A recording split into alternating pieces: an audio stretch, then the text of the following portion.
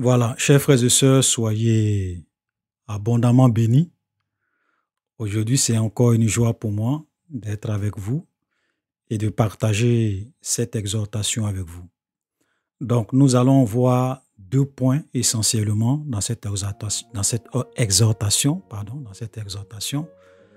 Le premier point, c'est que nous allons parler un peu de la justice de Dieu. Parce que souvent, beaucoup de chrétiens connaissent l'amour de Dieu et beaucoup de chrétiens ont du mal à vraiment comprendre la justice de Dieu. La justice de Dieu. Il y a beaucoup de personnes qui ne comprennent pas la justice de Dieu. Ça fait que il y a des gens qui se disent, mais est-ce que Dieu ou bien est-ce que Jésus, était obligé de venir dans ce monde, mourir pour nos péchés, pour que Dieu puisse nous pardonner? Je pense que ça, c'est souvent peut-être une question que les gens vous ont certainement posée. Est-ce que quelqu'un était obligé de venir mourir à la croix pour nos péchés, pour que Dieu puisse nous pardonner? Voilà, c'est une question légitime. Okay? Parce que si on ne comprend pas la justice de Dieu, il y a des choses, il y a des sujets, il y a des enseignements dans la Bible que nous allons vraiment avoir du mal à comprendre. C'est pour cela qu'aujourd'hui, je veux vraiment vous parler un peu de la justice de Dieu. Pourquoi Jésus était vraiment dans l'obligation, je dis bien dans l'obligation, je pèse bien mes mots, de venir mourir pour le salut de l'humanité, pour le salut des hommes. On va vous expliquer pourquoi. Et le deuxième point que nous allons vraiment aborder, nous allons vraiment parler un peu des différentes manifestations de Dieu dans l'Ancien Testament, surtout dans l'Ancien Testament. Parce que il y a des gens aussi, beaucoup de chrétiens aussi, qui ont du mal à comprendre, et même des athées ou même des hommes en général, qui se disent, mais comment Dieu qui a créé toutes choses, comment Dieu qui a créé la terre, le ciel et la terre, peut-il vraiment se faire homme et venir dans ce monde? Est-ce que Dieu qui a tout créé est obligé de prendre une forme humaine ou bien de prendre la forme d'un ange pour venir se manifester à ses créatures?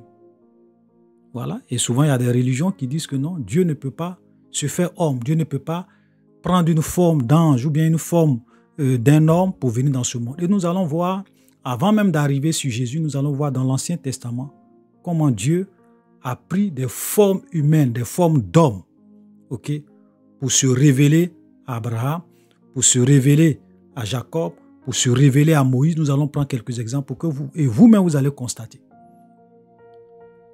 Donc c'est vraiment important. Donc nous allons voir un peu les manifestations de Dieu dans l'Ancien Testament.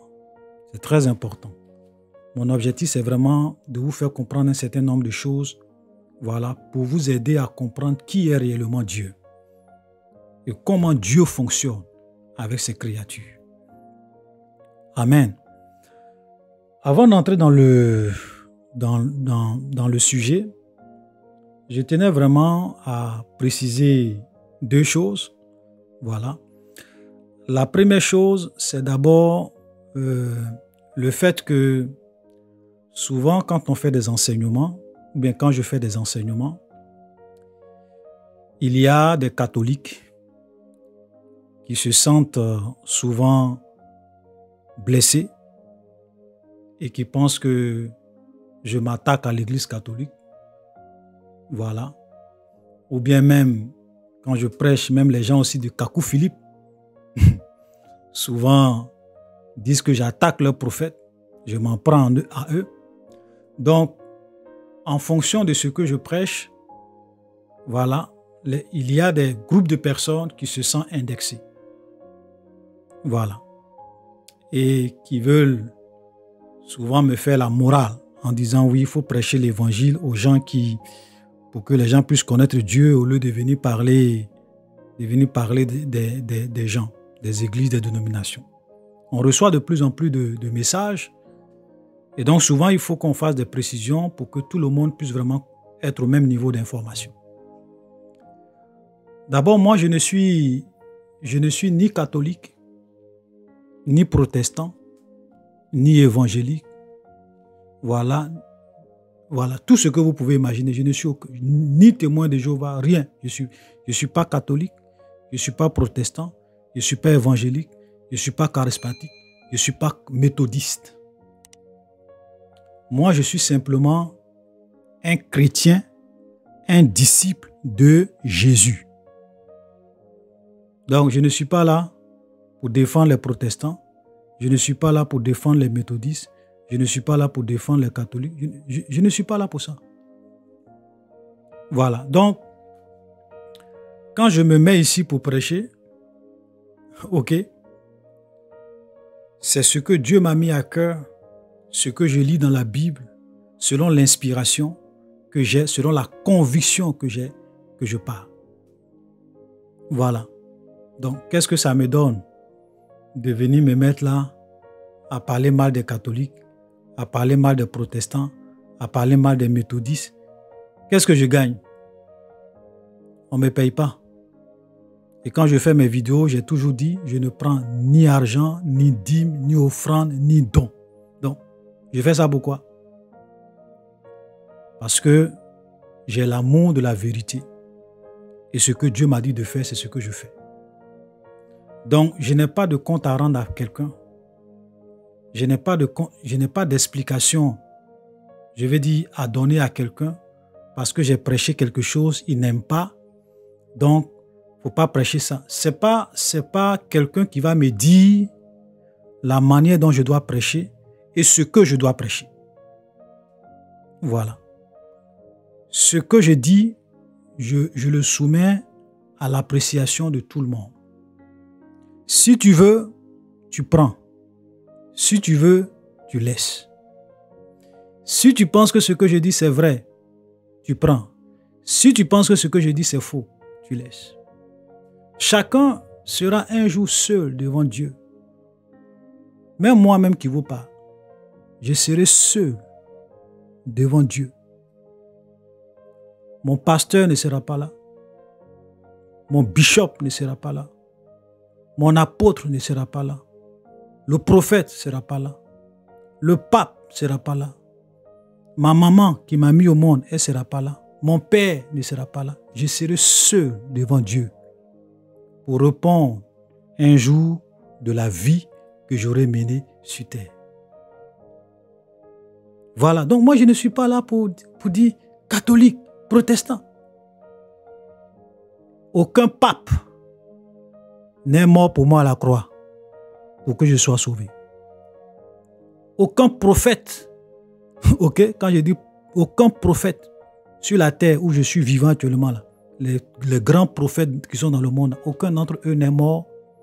Les grands prophètes de notre temps qui font beaucoup de bruit sur Internet, là, aucun d'entre eux n'est mort pour que je sois sauvé.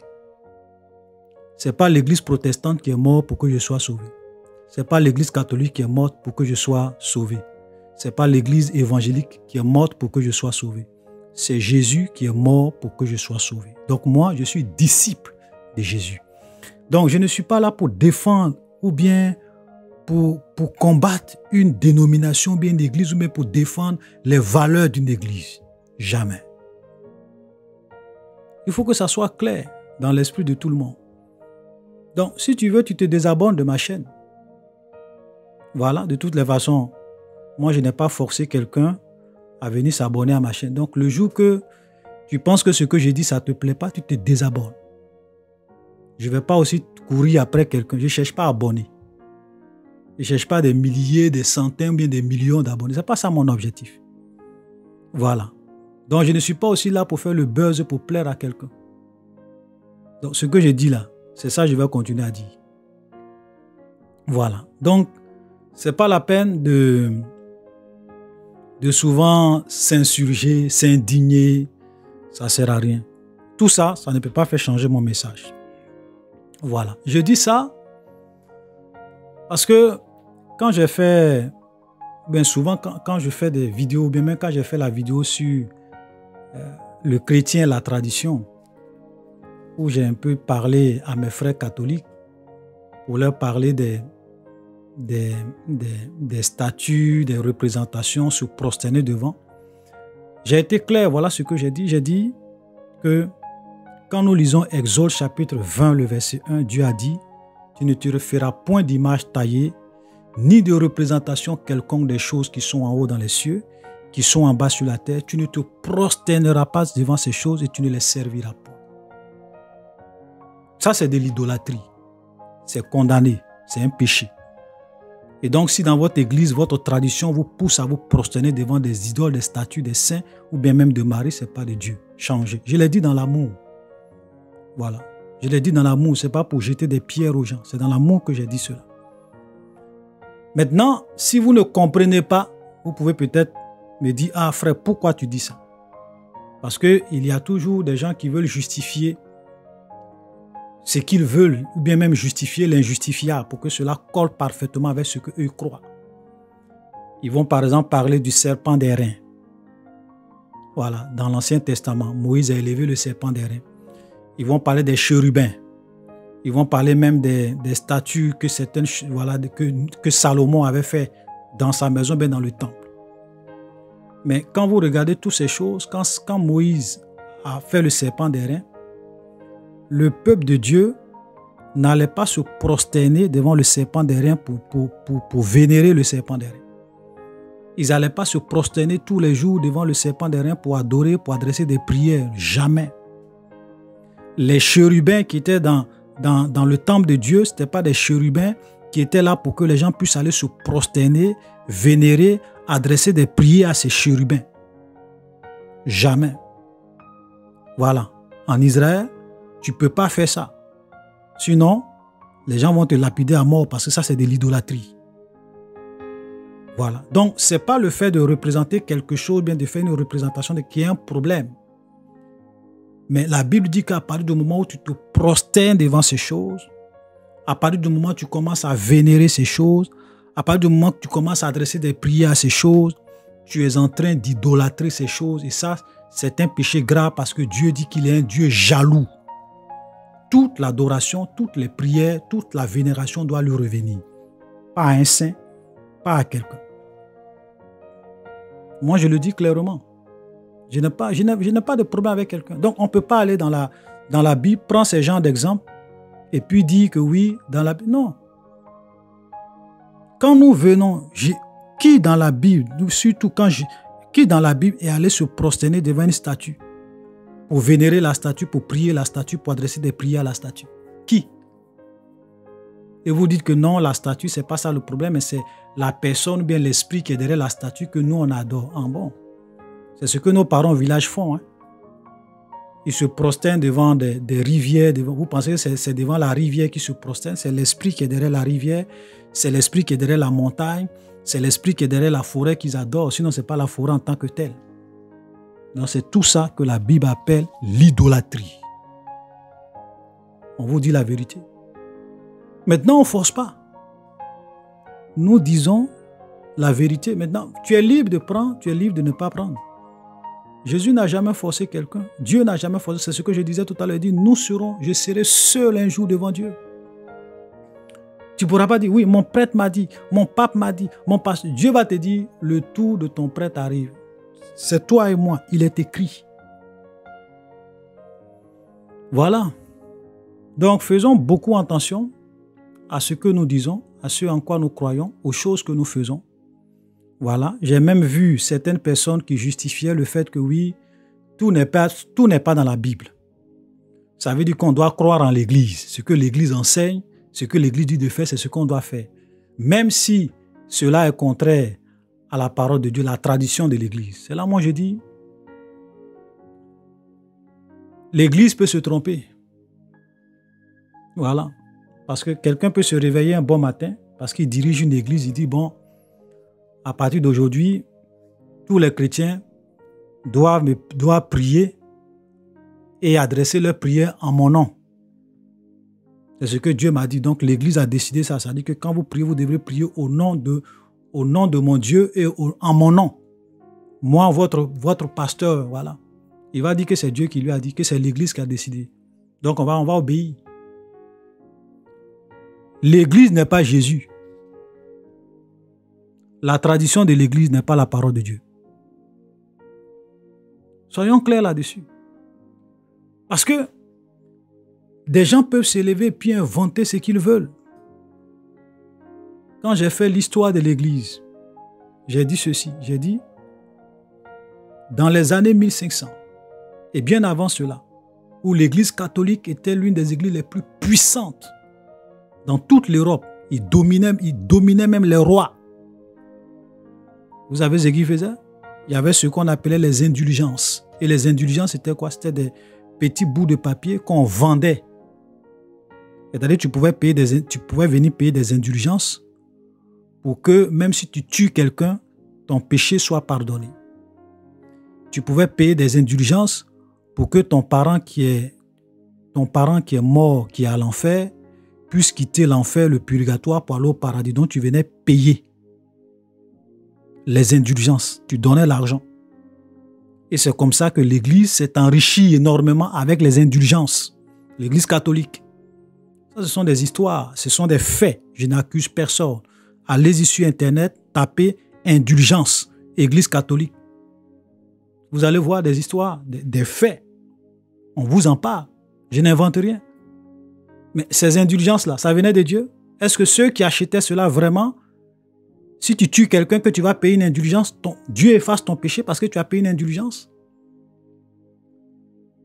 Donc, parce que tu vas payer l'argent, quelqu'un peut-être qui a vécu dans ce monde, qui a tué des gens, qui a commis des crimes et qui est à l'enfer, je vais peut-être donner 10 000 euros. Et puis, parce que j'ai donné 1 000 euros, j'ai payé une indulgence de 1 000 euros. Le meurtrier qui est à l'enfer, il va au paradis. C'est vrai ça? C'est biblique ça? Mais c'est ce que l'Église faisait. Moi, je ne peux pas suivre une église. Celui qui veut, il suit son église. Celui qui veut, il suit la tradition de son église. C'est son choix. On ne force personne. Même Dieu lui-même n'a jamais forcé quelqu'un. Donc, ce que j'ai dit là, si tu penses que c'est vrai, tu prends. Si tu penses que c'est faux, tu laisses tomber. Je ne vais pas changer mon message pour faire plaisir à quelqu'un. Voilà, il faut qu'on soit clair. Dieu n'a jamais été le Dieu de la grande foule. Quand vous regardez l'histoire, Dieu n'a jamais été le Dieu de la grande foule. Noé a prêché en son temps, parmi tous ses concitoyens. Combien ont été sauvés? 8 personnes. Lui et sa famille. Lui et les membres de sa famille. 8. L'église de Noé, c'était 8 personnes. Quand on vient au niveau de Moïse, Moïse est allé en Égypte, il a libéré le peuple d'Israël. Écoutez-moi très bien, libérer le peuple d'Israël. Parmi tous ceux qui sont sortis de l'Égypte, vous savez combien sont entrés dans la terre promise? 2 personnes, Josué et Caleb. Tous ceux qui sont sortis de l'Égypte, ils sont tous morts dans le désert. Et c'est Josué et Caleb avec leurs enfants et les enfants de leurs enfants. Voilà, parce que ceux qui sont sortis sont morts, mais ceux qui sont sortis, c'est leurs enfants et les enfants de leurs enfants qui sont rentrés dans la terre promise. Mais parmi ceux qui sont sortis directement de l'Égypte, sous la conduite de Moïse, il y a 2 seulement qui sont entrés dans la terre promise.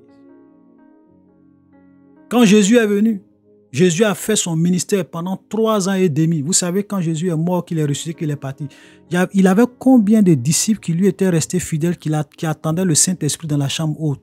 La Bible dit environ 120. Vous pouvez lire ça dans Actes chapitre 1. Ils étaient environ 120. Après 3 ans et demi de ministère, il a guéri beaucoup de personnes. Il a nourri une fois 4000 personnes. Il a encore nourri une fois 5000 personnes, sans compter les femmes et les enfants. Il a guéri les gens. Mais ils étaient où? 120 personnes à la fin de son ministère qui étaient restés des fidèles. Vous comprenez?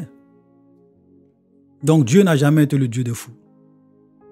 Il prêche. C'est pour cela que Jésus a dit que le chemin qui mène à la vie, c'est un chemin qui est étroit. Il y a peu qui trouvent. Mais large est le chemin qui mène à la mort. Il y a plusieurs qui rentrent par là. Voilà la vérité. Voilà. Donc, ceux qui veulent vraiment suivre Dieu, ils ne seront pas toujours nombreux. Voilà. Il y a beaucoup de personnes, excusez-moi, il y a beaucoup de personnes qui vont toujours suivre Jésus. Oui, Jésus, on est avec toi. Ils sont à l'église, ils sont nombreux. Mais combien sont réellement les disciples de Jésus qui mènent une vie à la gloire et conformément à sa parole? Ils sont très peu. Voilà la vérité. Donc moi, je ne suis pas là pour chercher des foules. Je ne suis pas plus grand que mon maître. Voilà. Donc, je prêche ce qui me met à cœur. Ceux qui ont des oreilles vont entendre. Et ceux qui ne veulent pas entendre ne vont pas entendre. On ne va pas prêcher pour faire plaisir aux gens. Paul même pouvait dire que si je voulais plaire aux gens, je n'allais pas être serviteur de Dieu. Voilà. Donc, je voulais vraiment faire cette précision pour vous dire que je ne suis pas là pour faire plaisir à une dénomination ou bien à quelqu'un. Donc, chacun est libre de s'abonner ou bien de se désabonner de ma chaîne. Chacun est libre de suivre ce que je dis de ne pas suivre. Voilà. Moi, je ne suis le pasteur de personne, je ne suis le bishop de personne. Ce que Dieu m'a dit de faire, je fais. Et ceux pour qui Dieu m'a dit de faire cela vont comprendre sa parole et vont vraiment changer de vie. C'est tout. Amen. Donc, nous allons vraiment, c'était la mise au point que je voulais faire rapidement pour ne pas trop perdre de temps. Nous allons vraiment parler de la justice de Dieu avant de voir rapidement les différentes manifestations de Dieu. Donc, il y a une question qui revient souvent. Pourquoi Jésus était obligé de mourir à la croix pour que nous soyons sauvés? Est-ce que Dieu, dans toute sa puissance, est-ce que Dieu, dans sa souveraineté, ne pouvait pas pardonner aux hommes leurs péchés si ces hommes-là se repentaient, si ces hommes-là venaient lui demander pardon, si ces hommes-là regrettaient leurs actes? Est-ce que Jésus était obligé vraiment de venir mourir pour le péché de l'humanité? Voilà la grande question. Comment Dieu peut-il se faire homme pour se faire tuer par ses créatures? Voilà, c'est la question souvent de nos amis musulmans qui ne comprennent rien. Ok, voilà. J'aimerais vous poser aussi, on va commencer la réflexion par une simple question. Pourquoi Dieu n'a pas pardonné à Adam et à Ève dans le jardin d'Éden pour qu'ils puissent les garder dans le jardin d'Éden, pour qu'ils puissent continuer à vivre éternellement? C'est-à-dire que Adam et Ève pouvaient venir dire à Dieu, Seigneur, nous te demandons pardon, parce que Adam et Ève ont regretté leurs actes. Quand ils sont sortis du jardin d'Éden, ils ont vu toute la misère que leur acte a occasionné. Ils ont eu du regret. Vous pensez qu'ils n'ont pas regretté? Ou vous pensez que quand Dieu regardait dans leur cœur, Dieu ne voyait pas qu'ils regrettaient? Ils regrettaient amèrement leur désobéissance. Mais pourquoi Dieu n'a pas eu pitié d'eux pour leur donner une seconde chance, pour leur dire, bon, c'est pas grave, vous êtes mes enfants, vous avez fait une erreur, je vous pardonne, restez dans le jardin d'Éden, je vais quand même vous permettre de vivre éternellement, je vous pardonne tous vos péchés. Pourquoi Dieu n'a pas fait ça? Voilà la question que je vous pose. Réfléchissez pendant quelques secondes à ce que je viens de dire. Pourquoi Dieu n'a-t-il pas pardonné à Adam et Ève pour leur permettre de continuer à vivre éternellement et à ne pas mourir, à leur éviter toute cette souffrance, ce chaos que nous voyons dans le monde? Pourquoi? Dieu ne pouvait-il pas, dans sa souveraineté, pardonner à Adam et à Ève? Ils n'ont pas tué quelqu'un, ils n'ont pas assassiné quelqu'un, ils ont juste pris un fruit défendu. Dieu leur a dit, le jour où vous allez manger ce fruit, vous allez mourir, mais Dieu pouvait leur pardonner. Pourquoi? C'est là que, et quand vous méditez sur ces choses, parce que souvent on lit la parole de Dieu, mais beaucoup de personnes ne méditent pas sur la parole de Dieu, ne réfléchissent pas sur ce qu'ils lisent. Parce que, vous voyez, déjà même l'histoire d'Adam et de Ève nous prouve que Dieu n'est pas ce qu'on croit. Dieu n'est pas ce qu'on croit. Parce que dans l'esprit de beaucoup de personnes, Dieu est un Dieu d'amour. Dieu est un Dieu d'amour. Donc pour eux, Dieu, c'est ça, Dieu est amour, Dieu pardonne, Dieu est miséricordieux. Mais ils oublient que ce même Dieu qui est un Dieu d'amour, qui est un Dieu qui est miséricordieux, c'est aussi un Dieu de justice. Ça veut dire quoi, un Dieu de justice?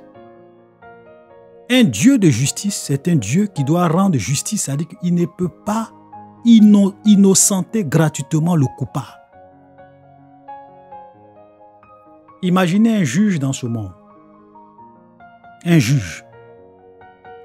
On attrape un coupable, on attrape un monsieur parce que sa femme l'a trompé, il a prémédité, il a pris une arme, il allait tuer sa femme qui lui a été infidèle. Il allait tuer la femme. Et lui-même, il reconnaît qu'il a tué sa femme. Et il arrive devant le juge, vraiment, il commence à demander pardon. Il dit, juge, pardonne-moi, vraiment, j'ai péché, ce que j'ai fait, j'ai mal fait. Vraiment, j'étais tellement en colère, j'étais tellement dépassé. Quand j'ai appris que ma femme m'a trompé avec les preuves que j'avais, je te demande pardon. Je ne vais plus jamais recommencer. Il faut me pardonner. Juge, il faut me pardonner. Laisse-moi m'en aller. Je ne vais plus jamais faire. Je regrette. Et puis tout le monde voit que vraiment, c'est un monsieur qui n'a jamais tué. Franchement, ce qu'il dit là, c'est vrai. Il a tué sa femme par vengeance. Et il regrette amèrement. Il ne veut plus jamais refaire cela. Moi, je vous pose la question. Est-ce qu'un juge digne de ce nom sur la terre des hommes peut-il innocenter ce monsieur et lui dire « Je te pardonne parce que tu as reconnu ton forfait, tu as demandé pardon, tu regrettes. Je te déclare innocent, tu peux partir en liberté. » C'est ce que le juge va faire? Jamais. Le juge va le condamner.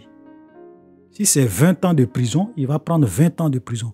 Si c'est la mort, il sera condamné à mort. Le juge ne va pas dire non, sentiment, mais non, la justice. Dans la loi de Dieu, le salaire du péché, c'est la mort. Toute désobéissance, toute violation de la loi de Dieu, tu dois payer, tu dois être condamné. Le Dieu de justice doit te condamner pour ça. Frère, voilà la vérité que nous avons besoin de savoir. Donc, tous ces gens qui sont dans des religions où on leur dit non, faites de bonnes œuvres, Dieu va vous pardonner. Si tu as du regret, il faut faire de bonnes œuvres, il faudrait que tu fasses beaucoup de bonnes œuvres. Et puis Dieu aura pitié de toi, il va te pardonner, tu vas aller au paradis. Vous êtes en train de vivre dans l'illusion. Parce que vous ne connaissez pas Dieu. Donc tous ces gens qui sont les musulmans, les trucs, qui sont dans des religions, qui pensent que parce qu'ils font de bonnes œuvres, parce qu'ils sont bien, parce qu'ils sont des gens droits, okay, et qu'ils ont changé de vie, c'est-à-dire qu'avant ils étaient des mauvais, maintenant ils ont changé, Dieu va leur pardonner, ils vont aller dans le paradis de Dieu. Je le répète encore, ils sont en train de vivre dans l'illusion. Devant Dieu, le coupable ne peut jamais être innocenté. Dieu ne peut jamais nous pardonner gratuitement. C'est impossible. Frère, vous comprenez? Donc, écoutez très bien ce que je suis en train de dire. Parce que nous, les hommes, nous ne connaissons pas Dieu. C'est Dieu qui se révèle à nous pour que nous puissions connaître qui il est réellement. De la même manière qu'un juge dans ce monde ne peut pas innocenter un coupable, sous prétexte que le coupable regrette, sous prétexte que le coupable a changé de vie, sous prétexte que le coupable ne fait plus de mauvaises choses, et déclarer ce coupable innocent. De cette même manière, le Dieu d'Abraham, le Dieu d'Isaac, le Dieu de Jacob, ne peut jamais déclarer un coupable innocent gratuitement. C'est impossible. Le salaire du péché, c'est la mort. Il faut que ça soit clair dans l'esprit des gens. Donc, Dieu était devant une situation. Sa justice dit que l'homme a péché, l'homme doit aller à l'enfer. De la même manière que le diable et ses démons ont péché, et leur sort, ça doit être l'enfer, de cette même manière, l'homme a désobéi, son sort, le sort final de l'homme, ça doit être aussi l'enfer. Vous voyez, les gens souvent pensent que la conséquence, la vraie conséquence du péché, les gens pensent que c'est la mort physique, ce sont les douleurs de l'enfantement, c'est la misère, la maladie, la souffrance. C'est pas ça. Ça, ce sont des conséquences temporaires. Mais la vraie conséquence du péché, c'est la séparation éternelle avec Dieu. C'est ce que la Bible appelle la seconde mort. Quand nous lisons dans Apocalypse, qu'est-ce que l'Apocalypse nous dit? Apocalypse nous dit, nous allons lire rapidement Apocalypse. Voilà, Apocalypse chapitre 21, le verset 8 nous dit, « Mais pour les lâches, les incrédules, les abominables, les meurtriers, les impudiques, les enchanteurs, les idolâtres et tous les menteurs, leur part sera dans l'étang ardent de feu et de soufre, ce qui est la seconde mort. » Donc, la séparation avec Dieu, aller dans le feu éternel, c'est ce que la Bible appelle la seconde mort. C'est ça la conséquence finale du péché. Donc ça, il faut vraiment très bien comprendre cette facette de la justice de Dieu. Dieu n'est pas seulement un Dieu d'amour. C'est vrai que Dieu est amour. Mais sa justice dit, la justice de Dieu dit que le péché doit être puni. Le coupable doit payer pour son crime. Vous comprenez? Donc, Dieu ne peut pas innocenter et pardonner les gens gratuitement. Ce n'est pas parce que tu vas venir verser des larmes devant Dieu. Seigneur, je regrette, je pardonne, j'ai mal fait, je te demande pardon, lave mes péchés, pardonne-moi, Seigneur, pardonne-moi. Et puis Dieu va dire, bon, puisque tu as regretté, je te pardonne, viens au paradis. Jamais. Dieu n'est pas comme ça. De la même manière que sur la terre, quand tu commets un crime, on te condamne pour ça. De cette même manière, devant Dieu, tous ceux qui commettent des crimes et qui commettent le péché doivent être condamnés et payer ce qu'ils ont fait. Vous comprenez? Donc, comment Dieu pouvait faire s'il voulait sauver les hommes? Comment? Il fallait, écoutez-moi très bien, il fallait que Dieu lui-même vienne payer le prix de la condamnation du péché pour l'homme pour que sa justice puisse être satisfaite et qu'il puisse être capable de pardonner. Un ange ne peut pas venir mourir pour les hommes. Un homme aussi, même s'il est bon, lui-même, il est déjà, il n'est pas parfait. Donc, il ne peut pas aussi venir mourir pour ses semblables. Et puis même, un homme, à la rigueur, ne peut mourir que pour une seule personne. Un seul être fini ne peut pas venir mourir pour des milliards de personnes. Donc, il fallait un être qui est infini, qui n'a ni commencement ni fin, un être infini pour venir mourir pour le péché pour des milliards d'êtres finis. Dieu seul pouvait le faire. Vous comprenez?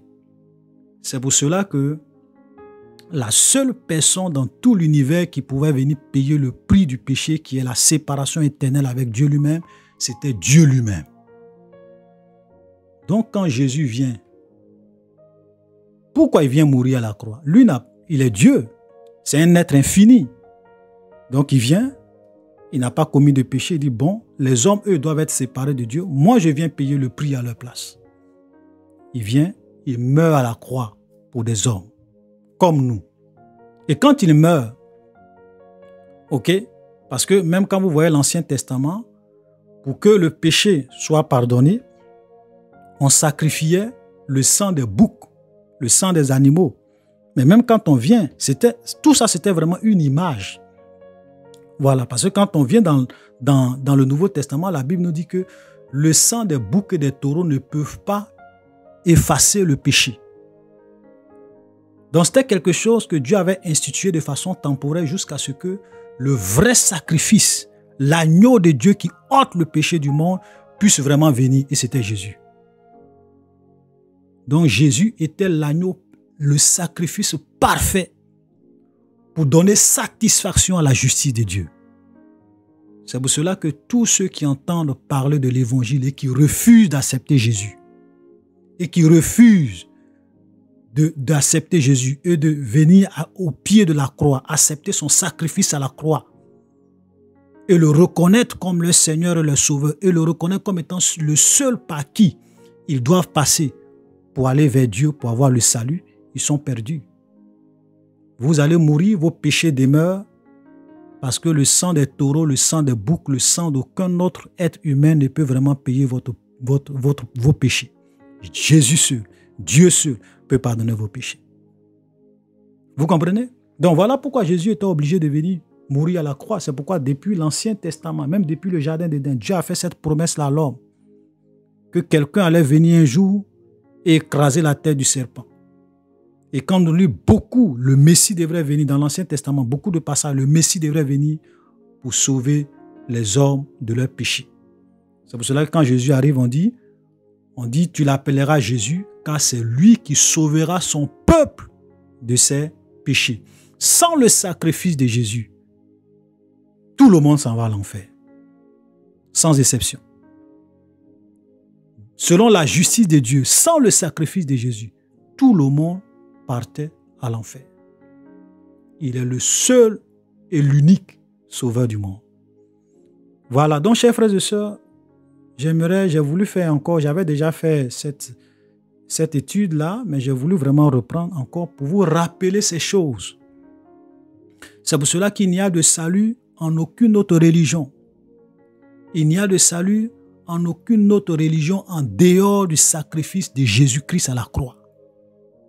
Parce que le Dieu de justice ne peut pas pardonner aux hommes gratuitement. Donc quand Jésus meurt, puisque lui il a payé le prix de nos péchés, Dieu maintenant peut nous pardonner nos péchés parce que quelqu'un a déjà payé. Il a payé. Tout ce qu'il nous demande, c'est de dire, maintenant, acceptez mon sacrifice, changez de vie, tout ce que je vous enseigne, mettez cela en pratique, voilà, et votre paradis est garanti. Vous comprenez? Est garanti. Donc il faut comprendre cela, le sacrifice de Jésus. C'est-à-dire que c'est la base. C'est vrai que nous devrons maintenant mettre en pratique la parole de Dieu, nous devrons obéir à la parole de Dieu, nous devons mener une vie de sainteté, mais le fondement de cette vie de sainteté, c'est quoi? C'est le sacrifice de Jésus à la croix de Golgotha. Voilà. Donc, il n'y a pas de salut dans les autres religions. Le salut se trouve en Jésus seul. Voilà la vérité. C'est pour cela que toutes les autres religions, ils adorent un Dieu d'amour. Hein? Mais leur Dieu n'est pas un Dieu de justice. Un Dieu qui pardonne aux gens gratuitement comme ça. Ce n'est pas un Dieu de justice. Le salaire du péché, c'est la mort. Ce n'est pas le regret. Ce n'est pas les bonnes œuvres. Ce n'est pas le fait que oui, je regrette, j'ai fait. Jamais, aucun juge sur la terre ne peut innocenter quelqu'un parce qu'il a regretté son crime. Jamais. Et Dieu. Voilà. Donc, chers frères et sœurs, nous allons nous arrêter là. Prochainement, peut-être nous allons continuer avec le second point, les différentes manifestations de Dieu dans l'Ancien Testament. Parce que j'aime pas trop faire les vidéos qui sont longues. Voilà, j'aime pas trop faire des vidéos longues. Donc, on va s'arrêter là pour aujourd'hui. Voilà, et nous allons continuer la prochaine fois. Shalom et à la prochaine.